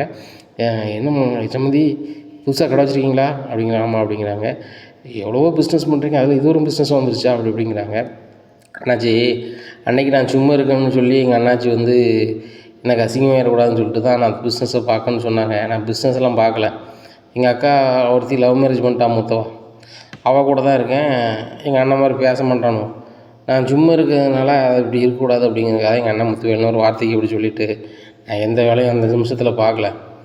எங்கள் மச்சான் வந்து என்னை வந்து யாரும் குறை சொல்லிடக்கூடாதுன்னு சொல்லிட்டு தான் தனியாக இப்போ தொழில் பண்ணி இருந்திருக்காரு அப்படிங்கிறாங்க. அப்படியா, சரி சரி, பெரிய இடத்துக்காரங்களாம் ஏதோ ஒரு வகையில் வந்து தனக்கு அவமானம் ஆயிடக்கூடாதுன்னு சொல்லிட்டு வாங்க தம்பி, ரொம்ப சந்தோஷம். குமார் கல்யாணத்துக்கு அவங்க வீட்டில் எங்கே வாங்குறாங்கன்னு தெரியாது, எங்கள் வீட்டு சைடில் ஒரு மளிகை கடையில் வாங்கணும், சம்மந்தி வீட்டு இதில் வாங்கிடலாம்னு தான் உங்ககிட்ட வந்திருக்கேன் அப்படிங்கிறாங்க. ஐயா நீங்கள் குமாருக்கு பொண்ணு கொடுக்குறவங்க நான் வந்து பணம் வாங்கிட்டு தான் நல்லா இருக்காதுல்ல அப்படிங்கிறாங்க. அண்ணாச்சிங்க பாருங்கள், தொழில் வேறு அது வேறு, கல்யாணத்துக்கு நான் பொருள் மட்டும் தான் வாங்க போகிறேன் அப்படிங்கிறாங்க. ரொம்ப சந்தோஷம் ஆச்சு அப்படிங்கிறாரு பழனி. இங்கே குமாருக்கு பொண்ணு கொடுக்குறவங்களுக்கு பொண்ணு வீட்டுக்கு அவ்வளவு மளிகை சாமான் கொடுக்குறாங்க. பில் எவ்வளோ அப்படிங்கிறாங்க. 8 லட்ச ரூபா வருது அப்படிங்கிறாங்க. உடனே 8 லட்ச ரூபாயை கொடுத்துட்றாங்க, அக்கௌண்ட்டில் அனுப்பிடுறாங்க. அனுப்பினோன்னா அதை பேங்க்கில் போய் எடுக்கிறாரு பழனி. எடுத்துக்கொண்டு நேராக பாண்டியன்ட்ட போகிற, மச்சான் என்னை ஆசீர்வதிங்க மச்சான் அப்படிங்கிறாங்க. என்னடா என்ன எனக்கு இன்னொரு ஹிந்தி அப்படிங்கிறாங்க. மச்சான் இதில் 8 லட்ச ரூபா இருக்குது அப்படிங்கிறாங்க. சரி இந்த 8 லட்ச ரூபாயை நீங்கள் வச்சுக்காங்க மச்சான், நீங்கள் எனக்கு எவ்வளோ செலவு பண்ணியிருக்கீங்க, இது வருமானம் மச்சான் அப்படிங்கிறாங்க. டேய் நீ எனக்கு எவ்வளவோ உழைச்சி தந்துருக்கடா, அதுக்கு நான் பிரதிபலனாக தான் உனக்கு கடை வச்சு தந்திருக்கேன். நான் ஒன்றும் சும்மா வச்சு தரல, நானும் ஒரு சுயநலவாதி மாதிரி தான். என்ன இவ்வளோ நாள் எனக்கு உழைச்சி தந்திருக்கேன், என் குடும்பத்தில் அன்பாக இருந்திருக்கேன், என் பிள்ளைகளெல்லாம் நல்லா நீ தூக்கி சமந்திருக்கேன். உனக்கு ஏதாவது செய்யணும்னு சொல்லி தான் அதை செஞ்சது சரியா. இந்த பணம் உன்னுடைய முதல் வருமானம். இந்த முதல் வருமானத்தை நீ சேமிப்பாக வை, அப்படியே வச்சு வச்சு வச்சு முன்னேறி வா. என்ன பொருள் வாங்குதியா, அங்கே பணத்தை கொடுத்து அப்படி ரொக்கத்தை கொடுத்து அப்படி வாங்கி இது பண்ணு. அதுபோக கடன் கொடுக்க நினைக்காத, முடிஞ்சளவு கடன் இல்லாமையே பண்ண பாரு. ஆனால் தவிர்க்க முடியாத சூழ்நிலையில் ஒரு சிலவங்க வந்து காசை மறந்துட்டு வீட்டில் வச்சு வச்சுட்டு வந்துடுவாங்க. சிலவங்க இல்லாதவங்க ஒரு அரிசி பருப்பு கேட்பாங்க, கொடு, அது புண்ணியம்தான். அதே மாதிரி 2 வாட்டி 3 வாட்டி கடன் கேட்காங்கன்னா கொடுக்காத, ஒரு வாட்டி கொடுத்துட்டேன்னா தரலைன்னா விட்டுரு, அந்த மாதிரி பார்த்துக்க அப்படிங்கிறாங்க. சரி மச்சான் அப்படிங்கிறாங்க. ஆமாம் கலக்குமாம்மா, வருமானமே 8 லட்ச ரூபா, சூப்பர் சூப்பர் அப்படிங்கிறாங்க. இந்த சூழ்நிலை கதிர் அதை சரியாக உணவு டெலிவரி பண்ண வந்துட்டு பார்க்குறாரு, கடை செமையாக இருக்குமாம்மா, கடை செமையாக இருக்குது அப்படி எங்கம்மாமா இருக்குது அப்படிங்கிறாங்க. டேய் உங்கள் அப்பாவை பார்க்க வந்திருக்கேன்டா அப்படிங்கிறாங்க. மாமா உனக்கு தனியாக கடை வச்சா நீ சும்மா கிடக்க மாட்ட போல் அப்படிங்கிறாங்க. இங்கே குமரேஷ் தாத்தா இருக்கார். தாத்தா அப்படிங்க, வா கதிரே அப்படிங்கிறாங்க. எனக்கு இங்கே இவர் வந்துடுறாரு பழனியும். உனக்கு தான் அப்பா கடை தனியாக வச்சு தந்துட்டார், அப்புறம் நீ எங்கே போகிற அப்படிங்கிறாங்க. இல்லைடா வருமானம் முரட்டு வருமானம் வந்துச்சு, அதான் அவங்க அப்பாட்ட கொடுத்து ஆசீர்வாதங்களான்னு போனேன்டா அப்படிங்கிறாங்க. எவ்வளோ மாமா அப்படிங்கிறாங்க. 8 லட்ச ரூபா. 8 லட்ச ரூபா வருமானமே 8 லட்ச ரூபாயா அப்படிங்கிறாங்க. ஆமாப்பா நாள் வியாபாரமே 8 லட்ச ரூபா, ரொம்ப சந்தோஷமாக இருக்குது அப்படிங்கிறாங்க. சரி ரைட்டு அப்படி இப்படின்ட்டு இருக்கையில், சரி மாமா நான் போய்ட்டு வரேன் அப்படின்னு சொல்லிட்டு அவர் கிளம்பி போகிறாரு. மாப்பிள்ளை கூல்ட்ரிங்க்ஸ் எதுவும் சாப்பிடுதில்ல அப்படிங்கிறாங்க. மாமா நான் கூல்ட்ரிங்க்ஸ் சாப்பிட்டா பணம் தருவேன், நீங்கள் வாங்க மாட்டீங்க அப்படிங்கிறாங்க. டேய் நான் மளிகை கடைக்காரன்டா, யாரு காசு இருந்தாலும் வாங்கிடுவேன் அப்படிங்கிற. அப்படியே மாமா ஒரு கூல்ட்ரிங்க்ஸ் தான் அப்படிங்கிறாங்க. 21 ரூபா அப்படிங்க. 20 ரூபா தானே எல்லா கடையிலையும் அப்படிங்கிறாங்க. டேய் புதுசாக கடை வச்சுருக்கேன்டா, நிறைய செலவு பண்ணியிருக்கோம், விளம்பரம் பண்ணியிருக்கோம், நாங்கள் எப்படி எடுக்கிறது அப்படிங்கிறாங்க. சரி மாமா 21 ரூபா குடி அப்படிங்கிறாங்க. சும்மா சொன்னேன்டா, 20 ரூபா கொடுறா அப்படின்ட்டு வாங்கி கல்லால் போடுறாங்க. மாமா சூப்பராக இருக்குது, எங்கள் மாமா வந்து ஒரு முதலாளின்னு சொல்லுறது ரொம்ப கெத்தாக இருக்குது அப்படிங்கிறாங்க. மாமா இனிமேல் எனக்கு பணம் வேணும், யாருக்காவது வேணும்னு நாங்கள் அசர மாட்டோம், எங்கள் மாமாட்ட வந்து நிற்போம் அப்படிங்கிறாங்க. அதுவும் சரிதான்டா, பெரிய அமௌண்ட்டாக வரக்கூடாதுடா, உங்கள் அப்பா நாளைக்கு வந்து டேய் தொழில் பண்ணி தந்தனடா, என்னடா மிச்சம் வச்சுருக்குன்னு கேட்பாரு, அதனால் வந்து நானும் ரொம்ப கரெக்டாக இருக்கணும் அப்படிங்கிறாங்க. அதுவும் சரிதான், நான் போய்ட்டு வரேன் அப்படின்னு சொல்லிட்டு போகிறாரு. டேய் கதிர் உங்கள் அப்பா கடையில் தானடா இருக்க மாட்டேன்னு சொன்னேன், பேசாமல் என் கடைக்கு நீ காலேஜ் போய்ட்டு மீதி நேரத்தில் வந்துடுறேன் அப்படிங்கிறாங்க. மாமா அது எங்கள் அப்பா கடை, என்ன நான் என்ன பண்ணாலும் அவர் கோவப்பட்டு இது பண்ணுவேன், இது போய் மாமா கடை அப்படிங்கிற. டேய் நானும் உனக்கு தாப்ப மாதிரி தான், இனிமேல் நீ உணவு டெலிவரி பண்ணால் போக வேண்டாம், நீ ஏன் வெயிலில் அங்கே லாந்திட்டுருக்க, ஏன்னா நீ கடைக்கு போய்ட்டு நீ வந்து காலேஜ் போய்ட்டு மீதி நேரத்தில் இங்கே வந்துரு அப்படிங்கிறாங்க. என்ன மாமா சொல்கிற அப்படிங்கிறாங்க. நான் சம்பளம் தந்துடுறேன்டா அப்படிங்கிறாங்க. மாமா வாங்கிட்ட சம்பளம் வேணால் சரியாக வராது மாமா அப்படிங்கிறாங்க. ஏன் சரியாக வராது, நான் இன்னொருத்தங்க வேலைக்கு போட்டு செய்த காட்டிலும் நீ இருந்தால் சரி தான், நீ பேசாமல் இங்கே வந்துரு அப்படிங்கிறாங்க. சரி மாமா அப்படின்னு சொல்லிட்டு போகிறாரு. மாமா அப்போ நாளைக்கு வந்துட்டா அப்படிங்க. நாளைக்கு என்னடா, நாளைக்கு இன்றைக்கே வாடா அப்படிங்கிறாங்க. சரி மாமா அப்படின்னு சொல்லிட்டு வண்டி விட்டு ஃபோன் பண்ணி சொல்லிடுறாரு, இப்போ நான் வேலைக்கு வரல அப்படின்னு சொல்லிட்டு உடனே எங்கள் கடையில் நிற்கிறாரு. இந்த சூழ்நிலையில் கதிர் வந்து பழனி கடைக்கு போன விஷயம் தெரிய வருது. பாண்டியனுக்கு ஒரு ஆள் போய் சொல்லிடுறாரு, உங்கள் இளைய பையன் உங்கள் மச்சினன்ட்ட இருக்காரோ அப்படின்னு சொல்லிட்டு. என்னை வீட்டுக்கு சாப்பிட வந்த பாண்டியன் கேட்குறாரு, போகும்போதே உன் பையன் வந்து என் கடைக்கு வரமாட்டான் அப்படி இப்படின்னா.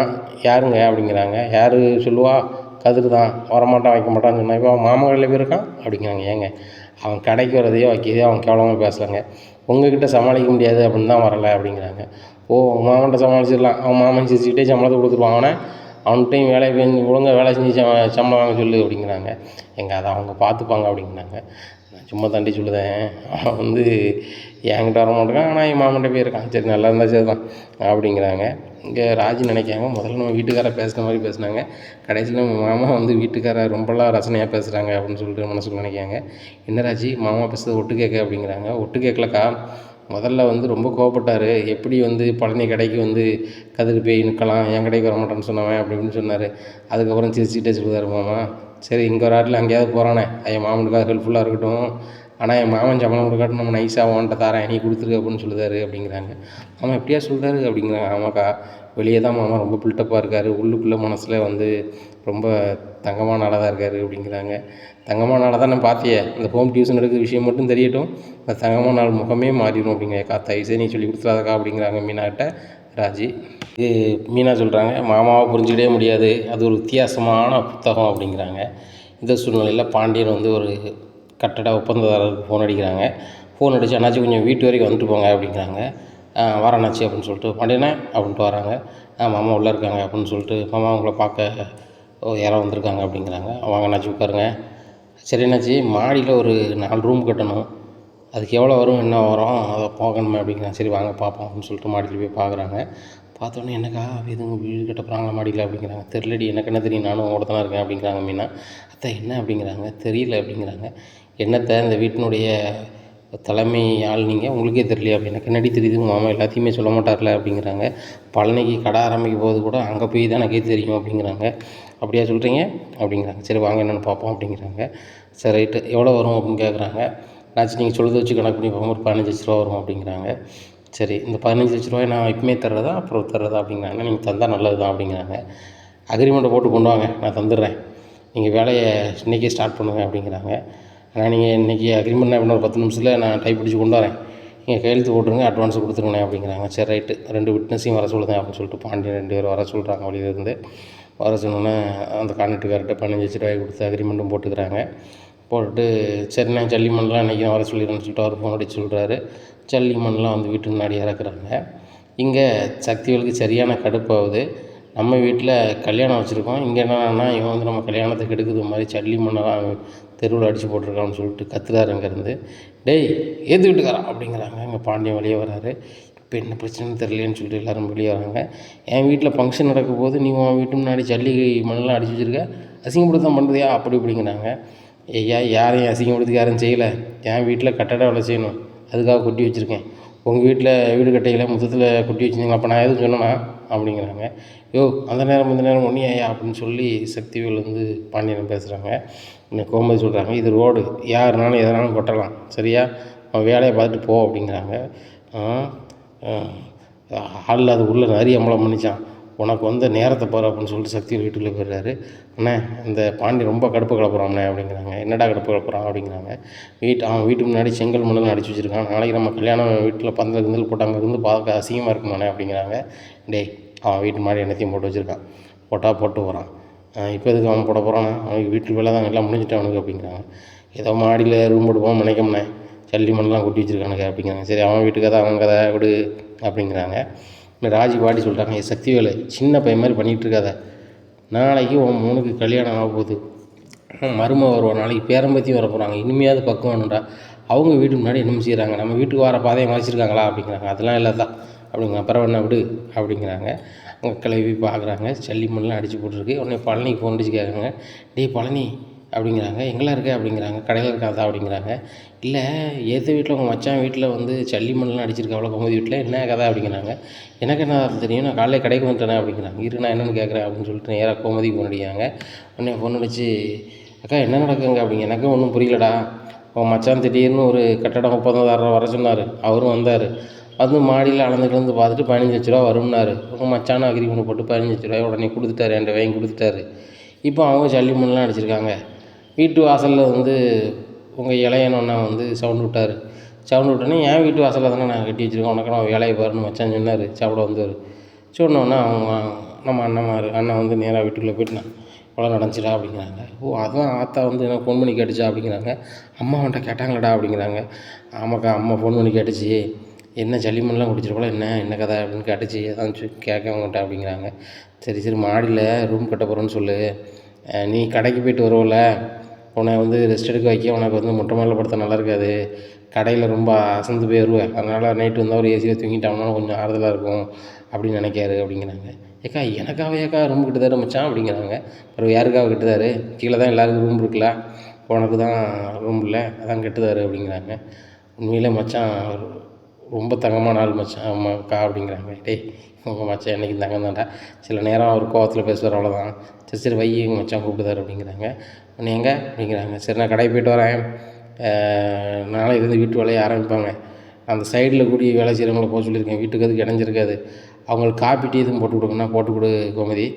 அப்படி உனக்கு போட்டு முடியல அப்படின்னு நிறைய ஆளுக்கு வர முடியலை அப்படின்னு சொன்னால் நீ எனக்கு ஃபோன் பண்ணி சொல்லிடு. நான் டீ கடையிலேருந்து ரெகுலராக கொடுக்க சொல்லியிருந்தேன் அப்படிங்கிறாங்க. சரிங்க அப்படிங்கிறாங்க. இப்போ கோமதி வீட்டு வேலையை செய்ய ஆரம்பிச்சிடுறாங்க. பாண்டியன் கடைக்கு போயிடுறாங்க. உடனே பழனி ஃபோன் அடிக்காரு பாண்டியனுக்கு. மச்சான் ரொம்ப நன்றி மச்சான் அப்படிங்க. ஏன்டா அப்படிங்கிறாங்க. இல்லை மாடியில் எனக்காக ரூம்லாம் கட்டுறீங்களா அப்படிங்கிறாங்க. யாரா சொன்னா அப்படிங்கிறாங்க. அக்கா தான் சொன்னாங்க அப்படிங்கிறாங்க. இதெல்லாம் நினச்சிக்கிட்டு இருக்காத, வேலையை போகிறாங்க, உனக்கு கட்டாமல் யார் கட்டுவா? நீ என்ன தரையிலே படுப்ப? இவ்வளோ நாள் சும்மா படுத்து கிடந்த, இப்போ முதலாளி ஆகிட்ட. நாளைக்கு உனக்கு கல்யாணம் முடிக்கணும், பொண்ணு பார்க்கணும், நிறைய கதை இருக்குது. அப்போ மாப்பிள்ளை தங்கத்துக்கு இடம் இல்லைன்னு சொல்ல முடியுமா? சரி வராது. உனக்கு உழைப்பு இன்றைக்கி வந்துட்டு உட்காரதுக்கு இடம் வேணும்லப்பா. ஒன்றும் பிரச்சனை இல்லை. காளிமனையில் தான் உனக்கு கட்டி கொடுக்கலான்னு பார்த்தேன். அப்புறம் தான் யோசனை பண்ணேன், பிள்ளைகளாக நீ இருந்துட்டு போ. உனக்கு என்றைக்கு தனியாக போகணுன்னு தோணுதோ அன்றைக்கி வீட்டுக்கு முன்னாடி கிடக்க காளிமனையில் நீ வீடு கட்டி இருந்துக்கா அப்படின்னு சொல்லி நான் மனசுக்கு நினைக்கம்பா அப்படிங்கிறாங்க. மச்சான் என்றைக்குமே விட்டு போக மாட்டேன் அப்படிங்கிறாங்க. எப்பா நானும் அப்படி தான், என் பிள்ளைகளும் அப்படி தான், உன்னை விட்டு கொடுக்காதுவா, நீனும் விட்டு கொடுக்க மாட்டேன். ஆனால் வார பிள்ளை எப்படி இருக்கான்னு சொல்ல முடியாது.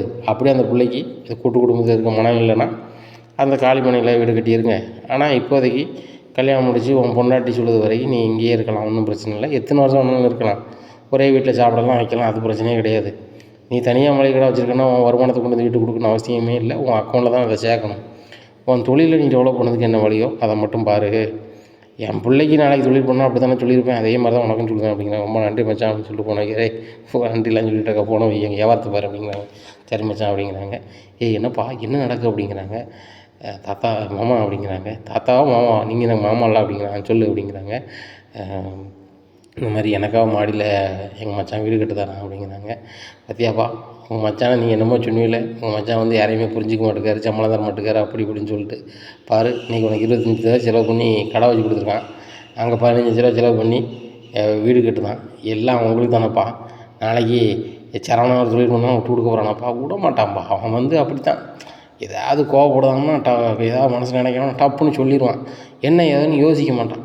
இப்போ கதிரை கல்யாணம் முடிச்சு வரும்போது 58ன்னா வீட்டில் சேர்க்க மாட்டான்னா அப்படியா செஞ்சான், வீட்டுக்குள்ளே கொண்டு வச்சுக்கிட்டான். இப்போ அவன் பொண்டாட்டிக்கும் அப்படி செய்தான், எல்லாத்துக்கும் அப்படி செய்தான். அந்த மாதிரி தான் அப்படின்னுட்டுருக்காங்க. சரியப்பா உங்கள் அண்ணன் கல்யாணத்துக்கு கடை லீவா அப்படி உங்கள் அண்ணன் கல்யாணத்துக்கு லீவா அப்படிங்கிறாங்க.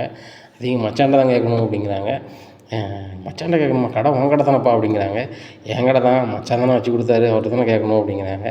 அதெல்லாம் பாண்டியன் ஒன்றும் சொல்ல மாட்டானப்பா. உங்கள் அண்ணன் கல்யாணத்துக்கு முந்தின நாளே கடை அடைச்சி ஒழுங்காக கடைக்கு அங்கே வைன்னு சொல்லுவாங்க. என்ன பாரு அப்படிங்கிறாங்க. மச்சான் அப்படிங்கிறாங்க. என்னடா ஒரே ஃபோன் அடிச்சுட்டு இருக்காங்க, வியாபாரம் இல்லையா அப்படிங்கிறாங்க.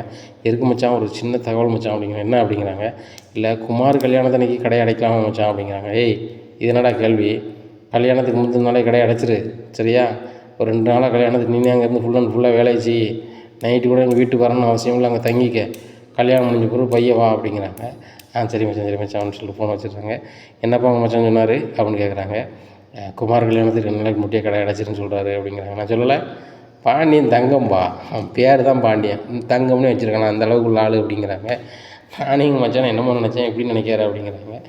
உங்கள் அண்ணன் மாதிரி வேணால் பாண்டியனை விலைக்கு வைக்க பார்க்கலாம், ஆனால் அவன் அப்படி நினைக்க மாட்டான். கோவப்பட்டு பேசினா கூட ரொம்ப மனசு தங்கமான மனசு. இந்த ராஜிபுல்ல ஓடி போகும்போது கூட எங்கே போச்சோ ஏது போச்சோன்னு இவன் தேடி அலைஞ்சான். உனக்கு தெரியாது, நானும் பாண்டியனே ரொம்ப தூரம் அலைஞ்சோம், கடை 2-3 நாளாக அடைச்சிட்டு அலைஞ்சோம் அப்படிங்கிறாங்க. அப்படியே சொல்கிறீங்க சித்தப்பா அப்படிங்கிறாங்க. பிறகு அப்படி அலைஞ்சோனப்பா, ரொம்ப மனசில் ஃபீல் பண்ணான். ஆனால் இந்த குடும்பத்துக்கு நான் தான் இப்படி பண்ணிட்டேன், இந்த பிள்ளையும் இப்படி பண்ணிட்டேன்னு சொல்லி ரொம்ப ஃபீல் பண்ணி அழுதானப்பா. அதுக்கப்புறம் கதிருக்கு தான் கூட்டி போயிட்டான்னு சொன்னால் ரொம்ப கொதிச்சு போனான். அவன் கொதிச்சு போகும்போது என்னை கூப்பிட்டு சொன்னான், அந்த பிள்ளையும் அடுத்த பிள்ளை இல்லை, என் மச்சினனோட மகா தான், அதை நான் என் மகனுக்கே மருமகளாக வந்துட்டேன், என் பொண்டாட்டியாக வந்துட்டேன், எனக்கு மருமகளாக வந்துட்டேன், ரொம்ப சந்தோஷமாக இருக்குமாம்மா அப்படின்னு என்ன சொன்னான்.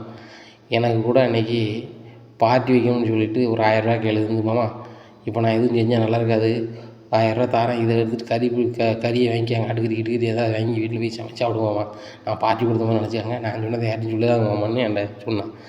அவன் இன்பமும் சரி தான், துன்பமும் சரி தான், எனக்கு தெரியும். என்ன அவன் சின்ன வயசுலேருந்தே நான் பார்த்துக்கிட்டு இருக்கேன் அப்படிங்கிறாங்க. ஆமாம் இப்படிலாம் எங்கள் மச்சான் செஞ்சாரா அப்படிங்கிறாங்க. செய்ய போய் தான் நான் பார்த்து சொல்கிறேன். கதிர் கூப்பிட்டு வந்த நிமிஷத்தில் தான் சும்மா கோவப்பட்டானே தவிர்த்து, அதுக்கப்புறம் கொஞ்ச நாளில் என் மருமகளாகவே அவன் வந்துட்டான். ஆனால் 2 பேருக்கு குழந்த பிறந்தா அந்த 2 குடும்பமும் சேர்ந்துருங்களா மாமான்னு என்கிட்ட கேட்டிருக்கான் அப்படிங்கிறாங்க. இதெல்லாம் எங்கள் மச்சான் கேட்டாரா அப்படிங்கிறாங்க. கேட்டானப்பா கேட்டான். என்கிட்ட உன்ன மாதிரி பெரிய ஃபோனு இல்லை, எதுவும் பதிஞ்சு கிதிஞ்சு உங்கள்கிட்ட காட்டுறதுக்கு. எனக்கு அப்படிலாம் தெரியாதுல்லப்பா, என்கிட்ட பட்டன் ஃபோனு தான் இருக்குது என்ன. ஆனால் இதெல்லாம் நடந்த விஷயம்ப்பா. கதிருக்கு குழந்த பிறந்தா அந்த குடும்பம் ஒன்று சேர்ந்துடாதா மாமா அப்படின்னு என்கிட்ட கேட்டான். நானும் கண்டிப்பாக சேர்ந்துருப்பான்னு சொல்லியிருக்கேன். ஆனால் கதிர் அது ரெடி பண்ணு தானே எப்படி அப்படிங்கிறாங்க. என்கிட்ட கேட்டால் எனக்கு எப்படி தெரியும், 2 பேரும் இல்லற வாழ்க்கையை வாழ தானாங்க. சரி கடவுள் கொடுக்க அமைப்பு தானே அப்படிங்கிறாங்க. அதுவும் சரி தான், யார் யாருக்கு எப்போ புள்ள குட்டின்னு நம்ம கையிலையா இருக்குது, கடவுள் கையில் தானே இருக்குது. உனக்கு காலகாலத்தில் கல்யாணம் முடிக்கணும்னு சொல்லி உங்கள் மாமனும் மாமனா உங்கள் மச்சான் தான்ப்பா அலைஞ்சிக்கிட்டு இருக்கான். உங்கள் அண்ணன் மகனுக்கு கல்யாணம் முடிஞ்சு ஒரு வாரத்தில் உனக்கு ஒரு தாலி நூலை பார்த்து கட்டி வைக்கணுங்காரு அப்படிங்கிறாங்க. அதுக்கு பொண்ணு வேணுங்களா சித்தப்பா அப்படிங்கிறாங்க. பொண்ணெல்லாம் பார்த்தாச்சப்பா அப்படிங்கிறாங்க. பொண்ணை பார்த்தாச்சா அப்படிங்கிறாங்க. பொண்ணெல்லாம் பார்த்தாச்சு, பொண்ணை பரிசும் போட்டாச்சு அப்படிங்கிறாங்க. பரிசும் போட்டாச்சா அப்படிங்கிறாங்க. என்கிட்ட பொண்ணை சொல்லவே இல்லை. அந்த பொண்ணு உனக்கு பிடிக்குமாப்பா, அந்த பொண்ணுகிட்ட கூட நீ பேசுவ. நான் பேசுவேண்ணா அப்படிங்கிறாங்க. நீ பேசுவ, அந்த பொண்ணை சைட்டு நீ அடிச்சுட்டு அலைஞ்சிருக்கப்பா. நான் சீட்டு அலைஞ்சிருக்கேண்ணா அப்படிங்கிறாங்க. என்னப்பா எதுக்கு எடுத்தாலும் ஷாக் ஆகிட்டே இருக்க, நீ தான் அந்த பொண்ணை பார்க்கிய சிரிக்கிய அப்படிங்கிறாங்க. தானே அப்படிங்கிறாங்க. பார்க்கேன் சிரிக்கிறேண்ணா அப்படிங்கிறாங்க. எனக்கு ஒன்றும் புரியல சித்தப்பா அப்படிங்கிறாங்க. எப்பா பொண்ணுலாம் தயார் நிலையில் இருக்குது, பொண்ணோட அப்பா அம்மா உனக்கு பொண்ணு கொடுக்க ரொம்ப சம்மதமாக இருக்காங்க, விளையாண்டா உன்னை நல்லா வச்சு பார்க்கணுன்னு நினைக்காங்க பொண்ணோட அம்மாவும் அப்பாவும் அப்படிங்கிறாங்க. அப்படி யார் என்ன நல்லா வச்சு பார்க்கணுன்னு நினைக்கா அப்படிங்கிறாங்க. வேறு யாராப்பா, நம்ம பாண்டியன் தான். பாண்டியனா எங்கள் மச்சானா அப்படிங்கிறாங்க. ஆமாம், அரசியை உனக்கு கட்டி தரணும்னு சொல்லி தான் அவனுக்கு ரொம்ப ஆசைப்பா. உங்கள் அம்மைக்கும் அதான் ஆசை. எங்கள் அம்மாவுக்கு ஆசையா அப்படிங்கிறாங்க. உங்கள் அம்மா என்னை பார்த்து சொன்னாங்க ஒரு நாள், பழனிக்கு கல்யாணம் முடியலன்னு அவன் ஃபீல் பண்ணிகிட்டு இருக்கான், பேசாமல் கோமதி மோளை அவனை கட்டி வைக்க சொல்லம்பா அப்படின்னு என்கிட்ட சொல்லிச்சு. எனக்கு யார்கிட்ட சொல்லணுன்னு தெரியலை. அப்போ பாண்டியன்கிட்ட சொன்னேன். பாண்டியன்கிட்ட நான் சொன்ன உடனே உங்கள் மச்சான் என்ன தெரியுமா சொன்னான், நானும் அதை நினச்சிக்கிட்டு தான் பழனிக்கு கல்யாணம் முடிக்காமல் அப்படி ராத்தி கொண்டு போகிறேன். ஏன்னா அரசி சின்ன பிள்ளையா இருக்கா, அவளுக்கு கொஞ்சம் பக்குவம் வரட்டும் அப்படிங்கிறது தான் கொஞ்சம் நகர்த்தி கொண்டு போனேன். நான் கண்டிப்பாக அரசியை பழனிக்கு தான் கொடுப்பேன். அவள் எவ்வளோ பெரிய அதிகாரி ஆனாலும் சரி தான், எத்தனை பெரிய படிப்பு படித்தாலும் சரி தான், நான் பழனிக்கு தான் கட்டி கொடுப்பேன். பழனி தான் அரசிக்கு மாப்பிள்ளை, அதில் எவ்வித மாற்றிக்கிறது இல்லை. நான் பழனியை என் பிள்ளைய தானே பார்க்கேன், அப்போ என் வீட்டில் தானே வைக்கணும். அவனுக்கு வேறு எங்கேயோ ஒரு பிள்ளைய கட்டி வச்சோம்னா அவன் நாளைக்கு அவனை எங்கிட்டேருந்து பிரித்து கூட்டி போயிட்டானா ரொம்ப சங்கடமாக போயிடும். அந்த பையனும் ரொம்ப ஏங்கிடுவான். அவனுக்கு இவ்வளோ சொத்து பத்தை விட்டுட்டு எங்கள் அக்கா தான் வேணும், எங்கள் மச்சான் தான் வேணும், எங்கள் அக்கா மக்கா தான் வேணும்னு இருக்கான். அப்படி இருக்கும்போது நான் அப்படி செஞ்சால் தானே சரியாக இருக்கும். அரசி வேறு யார், முறை பொண்ணு தானே, அவனுக்கு கட்டி வச்சுருவோம் அப்படின்னு சொல்லி தான் சொன்னானப்பா அப்படிங்கிறாங்க. அப்படி பழனி அழுதுடுறாரு. ஏன் பழனி அழுதுற அப்படிங்கிறாங்க. இல்லை எங்கள் மச்சான் எல்லாத்தையுமே எனக்காக செய்யணும்னு நினச்சிருக்காரு, நான் தான் எங்கள் மச்சானை தப்பாக நினச்சிருக்கேன் அப்படிங்கிறாங்க. எப்பா இதை மாதிரி தான் கொள்ள பேர் பாண்டியனை தப்பாக நினைக்காங்க, ஆனால் எல்லாருக்குமே பாண்டியன் நல்லது தான்ப்பா செய்வான். நீ வேணாலும் பாரு, இந்த சம்மந்தமும் முடிஞ்ச உடனே உனக்கும் ஒரு குழந்த பிறந்து, அதே மாதிரி ராஜிக்கும் ஒரு குழந்த பிறந்து, 2 குழந்தையும் அண்ணன் மாதிரி வீட்டுக்கு போனால் அவங்க என்ன செஞ்சுருவாங்க, வீட்டுக்கு வராதுன்னு சொல்லிடுவாங்களா, இல்லை வரக்கூடாதுன்னு சொல்லிடுவாங்களா? நடக்குமா? அது நடக்காதுல்ல. அவங்க அன்னைக்கு பொழுது சேர்ந்தனாகணும். ஓம்புள்ள போச்சுன்னா அங்கே வாரிசு, அதே மாதிரி ராஜி பிள்ளை அங்கே போச்சுன்னா பேரமாரு. அப்படி இவங்க அண்ணன்மார் என்ன செஞ்சிட முடியும், வாங்கணும் கட்டி தூக்கி தான் அந்த பிள்ளையை தூக்க தான் முடியும், வேறு வழி கிடையாது. பாண்டியனுக்கு பிள்ளை பிறந்த காலகட்டத்தில் மருமகுமாராக போனாங்க அவங்க அண்ணன்மாருக்கு, அதனால் அந்தளவுக்கு பாசம் வராது. இப்போ நீ உனக்கு குழந்த பிறந்து அங்கே போனால் என்ன ஆயிரும், வாரிசாயிரும், மோனாயிரும், இல்லை மோவலாயிரும். அங்கே ராஜிக்கு குழந்த பிறந்து அந்த வீட்டுக்கு போச்சுன்னாலும் பேரனோ பேத்தி ஆயிரும். அதனால் நீ கவலைப்படாத, 2 குடும்பமும் சேரப்போகுது, அதுவும் சீக்கிரம் சேரப்போகுது. உங்கள் தாம்பத்திய வாழ்க்கையில் உள்ள அமைப்பில் தான் எங்கள் குடும்பமே சேரப்போகுது அப்படிங்கிறாங்க. இதை கேட்டால் பழனிக்கு ரொம்ப சந்தோஷம். அண்ணே கதிருக்கு ஃபோன் பண்ணி சொல்லுறாரு. கதிர் அப்படிங்கிறாங்க. என்னமாமா அப்படிங்கிறாங்க. ஒரு விஷயம் நான் கேள்விப்பட்டேன், உன்ட்ட நான் எதையுமே மறைச்சதில்லை தான் சொல்லணும் அப்படிங்கிறாங்க. சொல்லுவாமா அப்படிங்கிறாங்க. எங்கே இருக்க அப்படிங்கிறாங்க. மாமா நீ தானே மாமா டெலிவரி பண்ண அனுப்புனேன் அப்படிங்கிறாங்க. ஆமாப்பில் உன்ட்ட பேசணும் அப்படிங்கிறாங்க. சொல்லுவோம்மா அப்படிங்கிறாங்க. இல்லைடா அவங்க அப்பா எனக்கு ஒரு பொண்ணை பார்த்து வச்சுருக்காங்க, அது உனக்கு சம்மதமான எனக்கு தெரியணும் அப்படிங்கிறாங்க. ஆமாம் அப்பா பொண்ணு பார்த்து வைக்கிறது எனக்கு என்ன மாமா சம்மதம்னு கேட்குறேன் அப்படிங்கிறாங்க. இல்லைடா பொண்ணு படிச்சிருக்கு அப்படிங்கிறாங்க. படிச்சுதானே மாமா, நீனும் தங்கமான ஆள் தானே, சொந்தமாக மளிகை கடை வச்சுட்டேன், நீனு இப்போ தான் தொழிலதிபர் ஆகிட்டே மாமா அப்படிங்கிறாங்க. அது இல்லைடா நான் ஒன்று சொல்லுவேன், ஆனால் நீ யார்ட்டையும் கேட்கக்கூடாது, ஆனால் அவன் கருத்தை மட்டும் சொல்லணும் அப்படிங்கிறாங்க. சொல்லுவோம்மா அப்படிங்கிறாங்க. இல்லை உங்கள் அப்பாவும் உங்கள் அம்மாவும் வந்து அரசி எனக்கு கட்டி வைக்கணும்னு நினைக்காங்க அப்படிங்கிறாங்க. கொஞ்ச நேரத்தில் ஷாக் ஆகிடுறாரு கதிர். உடனே என்ன கதிர் அப்படிங்கிறாங்க. கதிர் உனக்கு பிடிக்கலன்னா வேண்டாம் கதிர் அப்படிங்கிறாங்க. மாமா என்ன மாமா லூசு மாதிரி சொல்கிற, அரசிக்கு இப்படி ஒரு மாப்பிள்ளை கிடைக்க கொடுத்து வச்சுருக்கணுமாம்மா, அரசி தான் கொடுத்து வச்சுருக்கணும். எந்த கெட்ட பழக்கம் கிடையாது, தங்கமான மனுஷன். எங்கள் மாமனே என் தங்கச்சியை கெட்டதுக்கு எனக்கு ரொம்ப பெருமை மாமா, ரொம்ப சந்தோஷம் மாமா. மாமா எங்கள் அப்பாவோட முடிவு எங்கள் அம்மாவோட முடிவு செமையாக இருக்குது மாமா, இதை நான் ரொம்ப ஆதரிக்கிறேன். என் தங்கச்சி மாப்பிள்ளையா உங்களை நான் ரொம்ப வரவேற்கிறேன் அப்படிங்கிறாங்க. டேய் உண்மையாக தான் சொல்லுதியா அப்படிங்கிறாங்க. மாமா அங்கே பாரு, நீ எனக்கு சொந்த தாய் மாமன், என் அம்மா கூட பிறந்தவன் சரியா. நீ என் தங்கச்சியை கட்டும்போது எனக்கு ரொம்ப சந்தோஷம்தான். என் தங்கச்சியை பெற்ற பிள்ளை மாதிரி நீ சூப்பராக பார்த்துப்ப, அதனால் ஒன்றும் பிரச்சனை கிடையாது மாமா, ரொம்ப சந்தோஷம், சூப்பராக செய்வோம், ஒன்றும் பிரச்சனை இல்லை. இந்த சந்தோஷமான செய்தியை நான் செந்திலனுக்கு ஃபோன் பண்ணி சொல்லுதேன் அப்படிங்கிறாங்க. டே வேண்டாம்டா சொல்லுதாம்மா நீ போனவை அப்படின்னு சொல்லிட்டு செந்திலுக்கு ஃபோன் அடிக்காங்க. செந்தில்ண்ணே அப்படிங்கிறாங்க. சொல்லிட்டா கதிர், மாமா கடைக்கு வேலைக்கு போயிட்ட, சரி மாமாக்கிட்டே சம்பளம் வாங்குற அப்படிங்கிறாங்க. அதெல்லாம் இருக்கட்டும், இது ஒரு சந்தோஷமான செய்தினே அப்படிங்கிறாங்க. என்ன அப்படிங்கிறாங்க. பழனி மாமா கல்யாணம் அப்படிங்கிறாங்க. என்னடா சொல்கிற அப்படிங்கிறாங்க. ஆமாம் பழனி மாமா கல்யாணம் அப்படிங்கிறாங்க. டேய் உண்மையாக தான் சொல்கிறியா, பொண்ணுங்கடா அப்படிங்கிறாங்க. பொண்ணுலாம் நம்மளுக்கு தெரிஞ்ச பொண்ணு தானே அப்படிங்கிறாங்க. தெரிஞ்ச பொண்ணா அப்படிங்கிறாங்க. நம்ம தினம் பார்த்துருக்கோம் பேசியிருக்கோம், நம்மளுக்கு சொந்தக்காரர் தானே. சொந்தக்காரன் அப்படிங்கிறாங்க. ஏன்னா நம்ம அரசியை தான் அப்பாவும் அம்மாவும் மாமா கட்டி கொடுக்கணும்னு நினைக்காங்க அப்படிங்கிறாங்க. இங்கே செந்தில் ஒரு மாதிரி ஏறுறாரு. அப்போ ஒரு மாதிரி அண்ணா உனக்கு பிடிக்கல என்ன அப்படிங்க. யாரா பிடிக்கலன்னு சொன்னான். நம்ம மாமனோட அரசிக்கு சூப்பர் மாப்பிள்ளை எங்கடா கிடச்சிருவான், உண்மையிலே சூப்பர் மாப்பிள்ளடா அண்ணன் மாமன். மாமனை அரசிக்கு கட்டி வச்சுருண்டா, ஒன்றும் பிரச்சனை இல்லைடா. நான் எனக்கே மனசுக்குள்ள ஒரு ஆசை இருந்துச்சு, ஆனால் நான் சொன்னால் அப்பாவும் அம்மாவும் ஏற்றுப்பாங்களான்னு எனக்கு தெரில. நானும் மீனா கூட ரூமில் பேசிகிட்டு இருந்தோம் அப்படிங்கிறாங்க. ஆமாண்ணே ராஜு கூட அந்த ஒரு வார்த்தையை என்கிட்ட ஒரு வாட்டி சொன்னால், நான் இந்த மாதிரி வார்த்தையை என்கிட்ட பேசுகிற மாதிரி லூஸ் மாதிரி யார்ட்டையும் பேசிடாத, யார் மனசும் கஷ்டப்படுத்திடாத அப்படின்னு சொன்னேன் அப்படிங்கிறாங்க. எல்லாமே கூடி வந்தால் சந்தோஷம்தான்டா அப்படிங்கிறாங்க. இன்னொரு சந்தோஷமான செய்தினே அப்படிங்கிறாங்க. குமாருக்கு கல்யாணம் முடிஞ்ச ஒரு வாரத்தில் அப்பா சிம்பிளாக கல்யாணம் முடிச்சு வைக்கணும்னு நினைக்கிறான் அப்படிங்கிறாங்க. டேய் என்னடா சொல்கிற அப்படிங்கிறாங்க. சரணனுக்கு தெரியுமா அப்படிங்க. தெரியாதுண்ணே, நான் தான் அவனுக்கு 2வது சொல்லியிருக்கேன் அப்படிங்கிறாங்க. டேய் சரணன் ஃபோன் பண்ணி சொல்கிறா அப்படிங்கிறாங்க. சரி அப்படின்னு சொல்லிட்டு சரணன் ஃபோன் பண்ணி அண்ணா அப்படிங்கிறாங்க. டேய் சொல்டா அப்படிங்கிறாங்க. அண்ணா நான் ஒரு விஷயம் சொல்லணுண்ணே அப்படின்னு. சொல்லுடா கதிரே அப்படிங்கிறாங்க. நம்ம மாமாவுக்கு கல்யாணம்ண்ணே அப்படிங்கிறாங்க. அண்ணே மாமாவுக்கு கல்யாணமா அப்படின்ட்டு இருக்கும்போது இங்கே தங்கமேல் முழிக்கிறாங்க. யாருக்கு நம்ம பழனி சித்தப்பாவுக்கு கல்யாணம் அப்படிங்கிறாங்க. ஆமாம் இருக்கு போகிறோம் அப்படின்னு சொல்லிட்டு சொல்கிறா. எப்போண்டா கல்யாணம், எங்கே பொண்ணை பார்த்தாச்சா அப்படிங்கிறாங்க. பொண்ணெல்லாம் பார்த்தாச்சுண்ணே அப்படிங்கிறாங்க. பொண்ணு பார்த்தாச்சா, பொண்ணு யாருடா அப்படிங்கிறாங்க. பொண்ணுலாம் நம்மளுக்கு தெரிஞ்ச பொண்ணு தானே, நம்ம சொந்தக்கார பொண்ணு தானே அப்படிங்க. ஏய் யாருடா சொல்லுடா அப்படிங்கிறாங்க. நம்ம அரசி தானே அப்படிங்கிறாங்க. அங்கே சரணன் ஒரு மாதிரி ஏறாரு. அண்ணா அப்படிங்கிறாங்க. என்ன சொல்கிறா அப்படிங்கிறாங்க. இல்லைடா அரசிக்கு அது சம்மந்தமாக இருக்குமாடா அப்படிங்கிறாங்க. உடனே அண்ணா எல்லாருக்குமே சம்மதம் தானே, ஆனால் அரசிக்கும் மாமாவுக்கு தான் சம்மதமானு தெரில, ஆனால் மாமாவுக்கு இப்போ ஓரளவு நம்மளுக்கெல்லாம் விருப்பம் இருக்கான்னு நினைக்காருண்ணே அப்படிங்கிறாங்க. டே நம்ம மாமா நம்ம தங்கச்சி கட்டுற சந்தோஷம் தானடா, அவள் கடைக்குட்டி பிள்ளை நம்ம வீட்டில் இருக்கா, அதே மாதிரி சந்தோஷமாக நம்ம வீட்டிலே இருந்துட்டு போயிடுவாடா. இப்போ இதே வேறு ஆளுக்கு கட்டி கொடுத்தா அவங்க வீட்டுக்கு போயிடுவா, நம்ம அவளை நினச்சி ஃபீல் பண்ணணும். இதே மாமா கட்டினா நம்ம அப்படி பிரச்சனையே இல்லைடா அப்படிங்கிறாங்க. அதுவும் சார் தானே, ஆனால் அரசி எப்படி எடுத்து போனேன் அப்படிங்கிறாங்க. டேய் அரசிலாம் வந்து அப்பா அம்மா சொல்லி தான் கேட்பா, அவள் யார் சொல்லியும் கேட்க மாட்டான் சரியா.